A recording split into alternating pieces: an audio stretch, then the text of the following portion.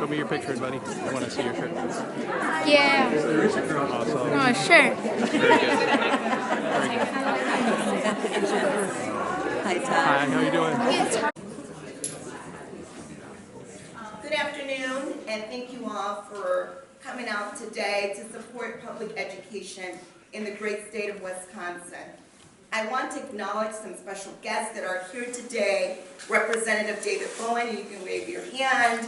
Representative David Crowley, Representative Chris Taylor, and Representative Jody Emerson is invited.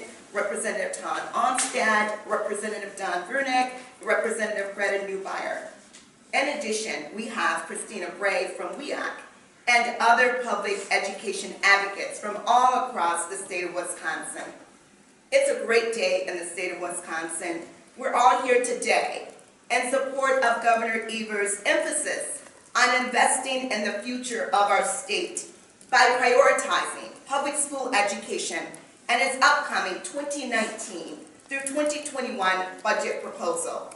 This is the people's budget that puts the children first by increasing state funding for K through 12 public schools by 2/3, starting in the next fiscal year, and significantly increasing funding for special education. After 8 years of seeing our public schools under attack, this budget seeks to turn the tide and provide support for our public schools in need and as well for our children in order for our children in the state of Wisconsin to thrive.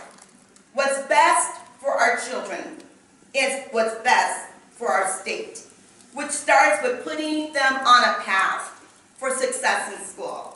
As a former special education teacher, I applaud the success in the proposals to provide over $600 million in special education funding over the next biennium. Our students who need assistance the most should not be denied a proper education because of a lack of state aid. We in the state of Wisconsin have an obligation to care for them and their families. So Governor Evers understands what is best for our children and what is best for our entire state. And I'm proud to support this budget that invests in our kids and the future of the state of Wisconsin. I'm honored to introduce one of my colleagues, Representative David Crowley.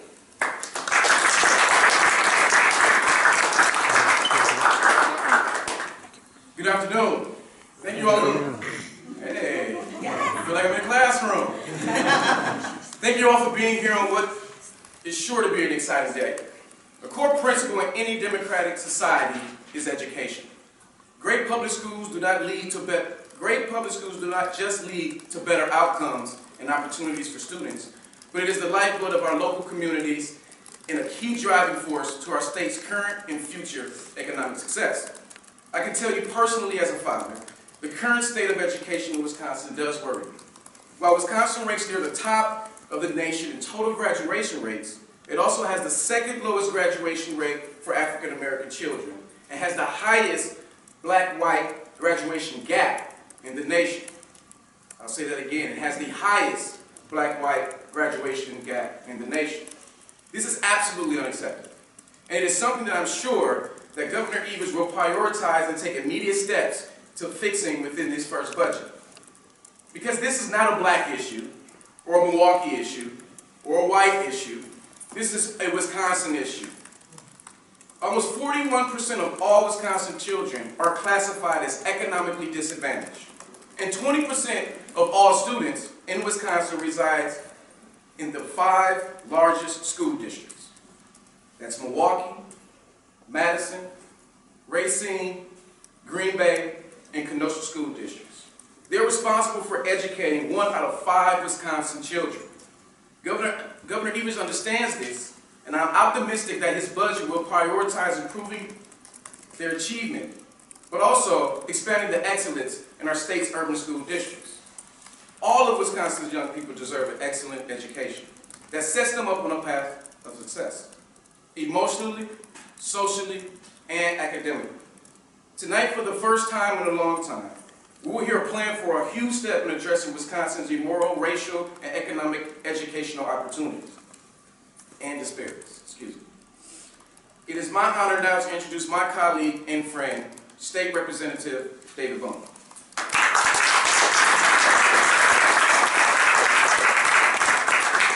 Well, it is an honor to greet you all on the last day of Black History Month.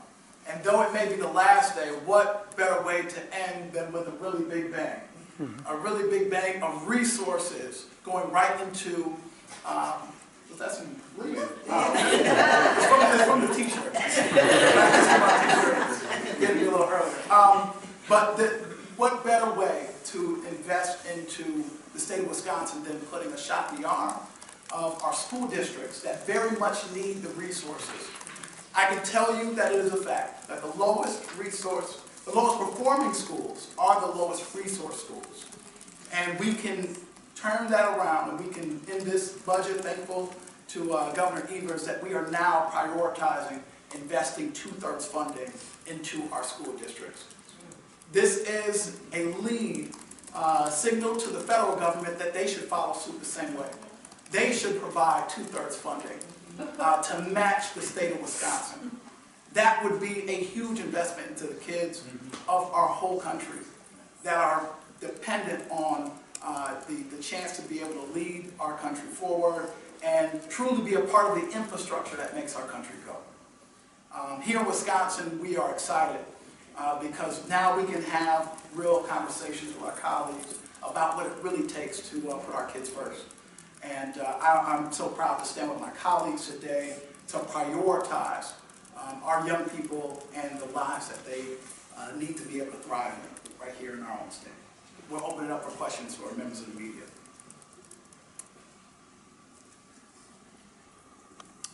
I guess I'll ask one. I've talked with my friends in Kenosha, and they're very concerned about the raising costs of health care and also prep time. Those costs are looking at $10 to $11 million. How does this budget address that? I'm so sorry.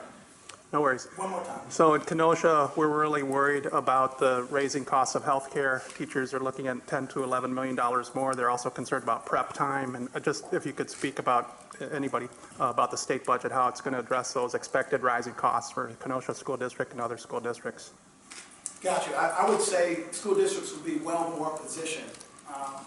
If you remember last budget, it wasn't even passed while the school district already started school for that school year. And we had a chance to turn that around. So I would say school district would be very much more prepared and positioned to be able to handle those challenges in rising costs. And I do understand that we have more speakers. So you might have more questions. So we'll save the rest of those questions and allow other speakers. Sheila, you want to introduce those speakers, please? So I'm Joanne Youngke, Policy Director with Wisconsin Family Ties. Wisconsin Family Ties is a statewide nonprofit. We serve families with children who experience social or emotional or behavioral health challenges. In our work, we get to see firsthand the impact that mental health issues, such as the rising rates of anxiety and depression in Wisconsin's youth, can have on students and on families and on schools.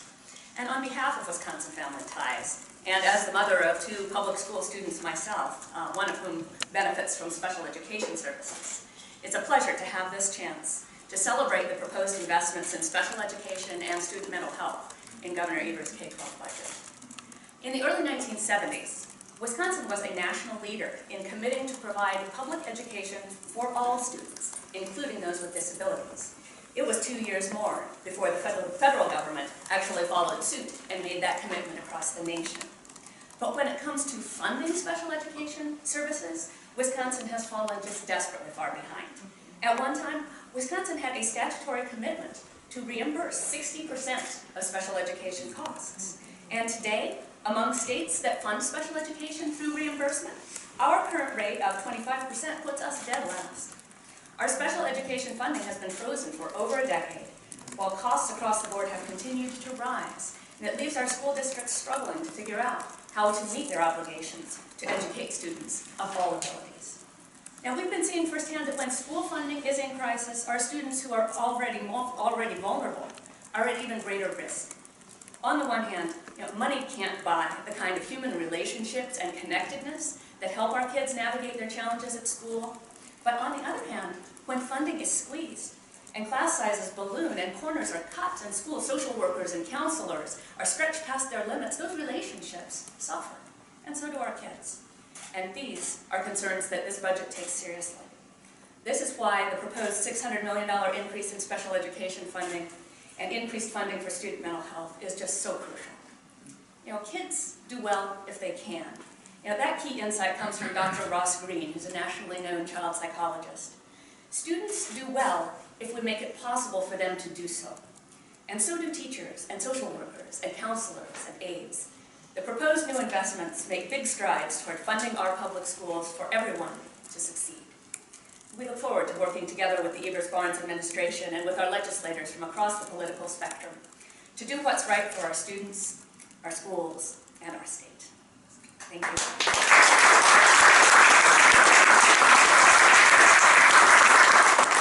And speaking next, I'd like to introduce Emilio Torres, who is the Director of Community Engagement for ACLU Wisconsin. Good afternoon, and thank you for inviting me to speak here on behalf of the ACLU. Interestingly, I'm also a former public school teacher, but from Brooklyn. Thank you. So children, and let's call them what they are, the children. Under the age of 18 cannot legally use alcohol, serve on juries, or be drafted because they are presumed not to have the capacity to handle adult responsibilities and experiences. And these differences between childhood and adulthood are recognized throughout the world. Yet despite this global consensus about children, we punish children the same as adults. And they are increasingly excluded from the protection of juvenile courts based on the nature of the offense with no consideration of their maturity, culpability, or safety.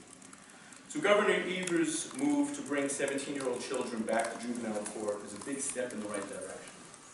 One where children will be able to receive services focused on rehabilitation. But it's only a step because we must invest more in community resources to make sure young people don't get caught up in the criminal legal system in the first place. That's right.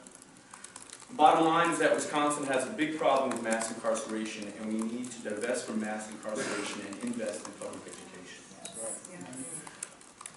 It's no small coincidence that we're gathered here today on the last day of Black History Month, at least on the calendar, because this is a problem that is gravest for our black citizens.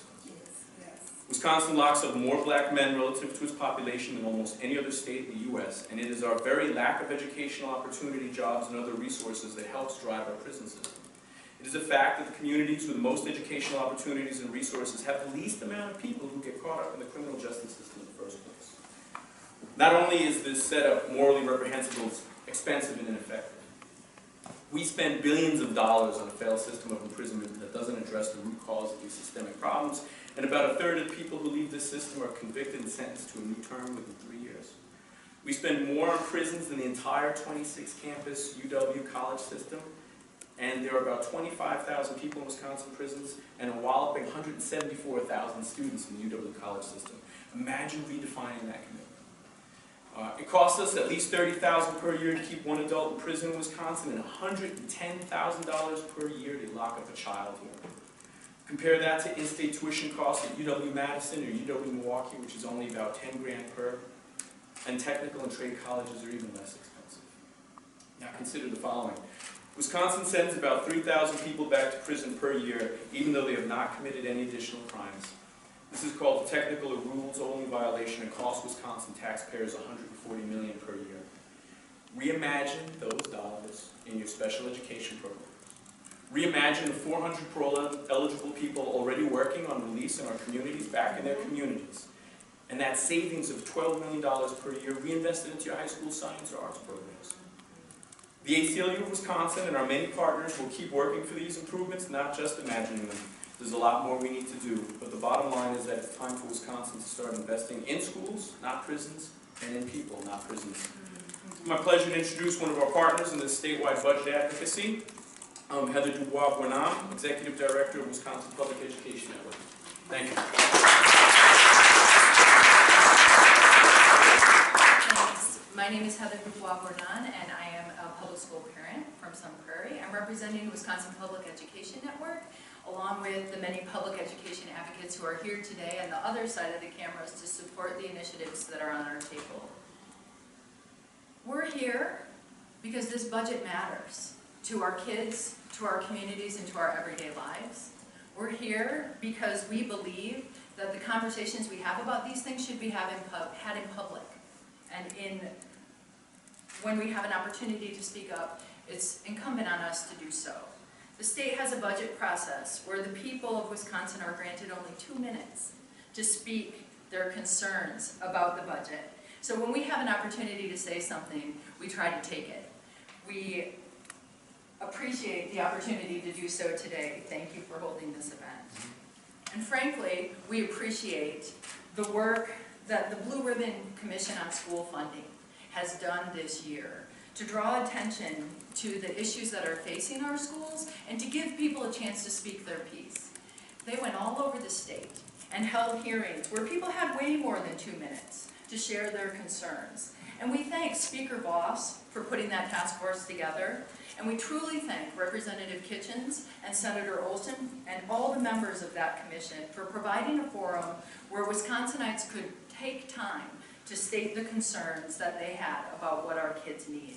We know that commission was listening because we saw their report, and it includes many options that will make our kids' lives better and truly improve our public schools.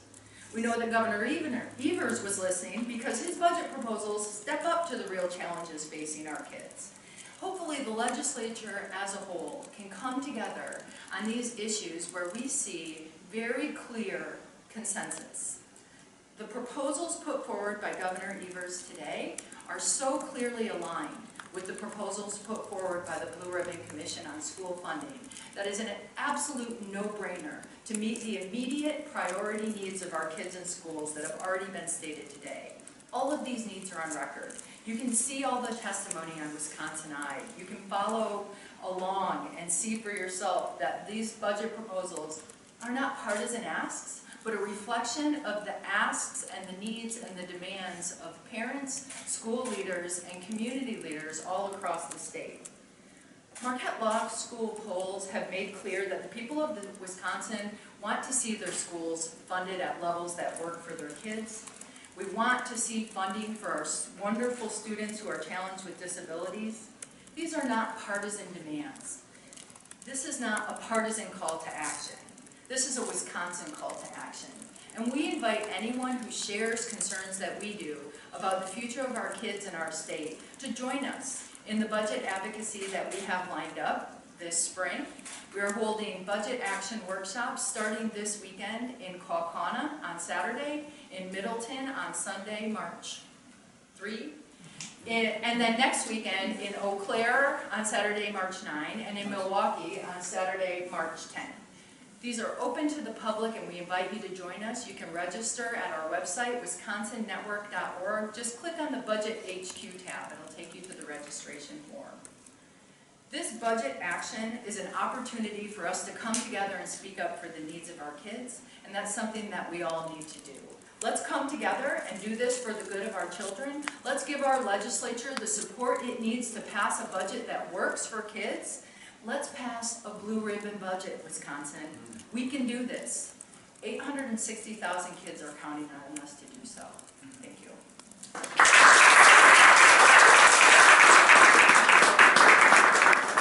Are there questions for any of our speakers? I thought of one.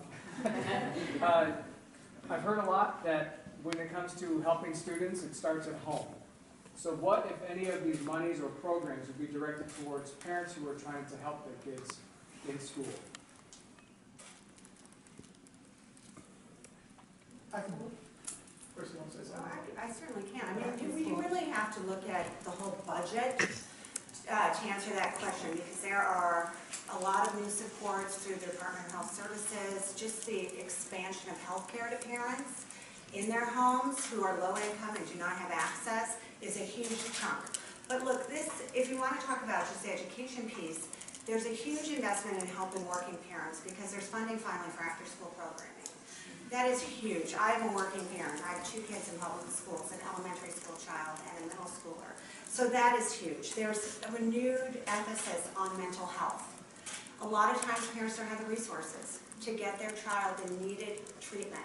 And so it's really a holistic approach.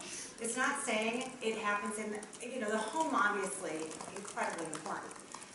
But children spend a huge amount of their time at school. So it's a more holistic approach to making sure families are supported in their home, making sure they have access to health care, which is key, making sure their job supports. There's a lot of worker training initiatives in this budget that have been extremely successful for parents, but also approaching this in a holistic way.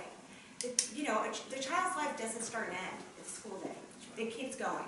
And so I think the emphasis on mental health, the emphasis on after school, how important that is in making sure kids have opportunities is something we have not seen to this degree in a prior budget. And I will say this, the one other thing I just wanted to say from the question from this gentleman is this budget is going to help every single school district in the state.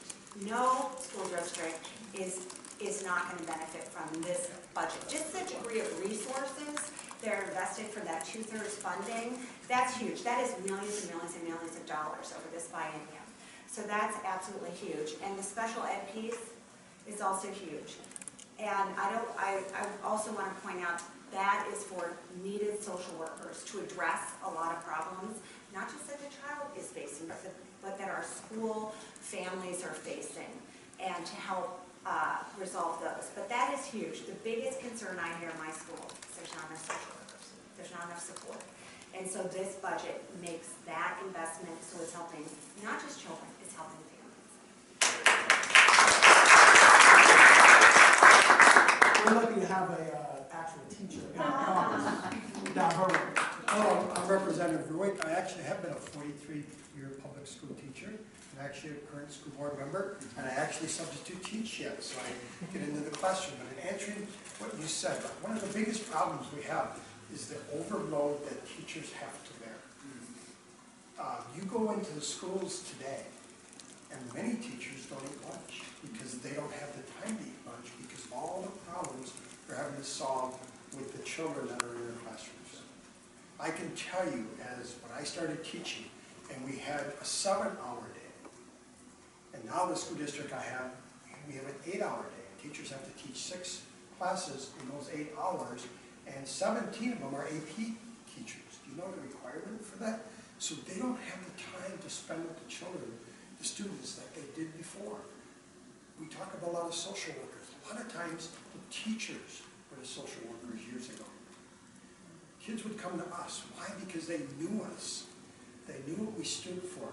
We spent more time with them than their parents through the week.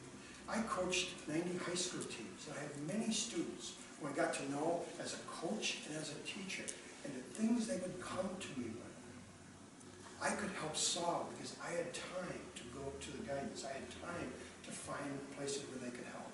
I don't see that happening in the schools today because teachers are given too many responsibilities where they can spend time with helping dealing with these problems, because teachers are often the best resource to come to because of all the time they spend with these kids. We often, in a class period, in a 45-minute, 50-minute class period, we have more time with these kids than their parents do at home. So we oftentimes know them better. And this budget will help schools help maybe alleviate that. Maybe they can give their AP teachers prep. When I started teaching AP history back in 1989, we said our principal convinced us we either get more money or more prep time. Neither one ever happened. And now, the people at my high school, some of my colleagues, or some of my former students, we have 17 teaching AP history, nationally recognized, by the way. We're one of 345 schools at Milton High School throughout the country recognized. And those teachers get neither more pay nor more prep. I'm very proud of what they've accomplished, but they don't get the time, individual time to spend with their students. And I can remember to my Milwaukee people here, going to AP conferences with Milwaukee Public School AP teachers, having 40 students in their class. And I don't know how they did it. So kudos to them. So thank you for my time. Thank you, Tom. Any other questions? Can we expect to see any substantial changes to the education portion of the budget compared to what Governor Evers offered in September as state superintendent? I would say it's very similar. You know, this is a real education governor, we can say that. And this is the moment when he was looking for, when he was state superintendent, to be able to have his budget actually put into law and actually invest into our kids. And he was denied at that point. So now that he's governor, he gets to write the budget himself, and I think you'll see a lot of similarities because he's been focused on this for quite some time. And given the $1.4 billion increase over the biennium, it's Billion with a B. yeah, with a B, 1.4 billion. It's a pretty big price tag. Are there any, likely he's going to face opposition? Are there any specific priorities or programs that again Democrats want to prioritize getting past this biennium? And I want to pitch it to some of the advocates as well, because they will be out to the communities advocating for this budget. But I think essentially there are no areas to cut in this plan. It's time to invest in our kids. It's time to make them a priority. And I think all of us agree that with Governor Evers having so much experience focusing on education, this should be one of the areas of the budget that we should not have to touch, and we should be able to agree on that he knows what's best right now, and he has the team that's willing to create the plan necessary to take us forward in education. Any advocates want to talk about that at all, since you will be? Sure, I can speak a little bit to the specifics, particularly in the areas of overlap that we've seen in the budget proposed by Governor Evers as then Superintendent of Public Instruction and the recommendations of the Blue Ribbon Commission on School Funding. The priority areas where we see that are in the best and biggest ask of the budget, a restoration of funds in the special education cost reimbursement. Right? That's been the #1 ask of districts across the state because it's the #1 need of districts across the state.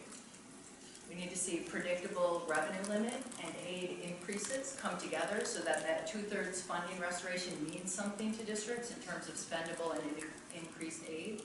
And then we need aid in certain specific categories where they've been severely lacking. Mental health, bilingual aid, sparsity aid, transportation aid, and low-income aid. Further, we need aid that specifically attracts and retains educators so that the best teachers can, will, and do continue to want to work in our schools. And we see a lot of initiatives in early childhood, particularly the fully state-funded for full-day 4K. Also add that $1.4 billion is not an increase, but a restoration of funds that our schools have seen lost in past budgets. And so restoring the state's commitment to what our kids need now is a great first step toward the equity that will help us address our pressing and embarrassing gaps across the state in serving children and in creating a system of have and have-nots for Wisconsin kids. It's time to put an end to that, and it's time to do it with this budget. Very good addition. Thank you so Yeah, much. thank you all so much.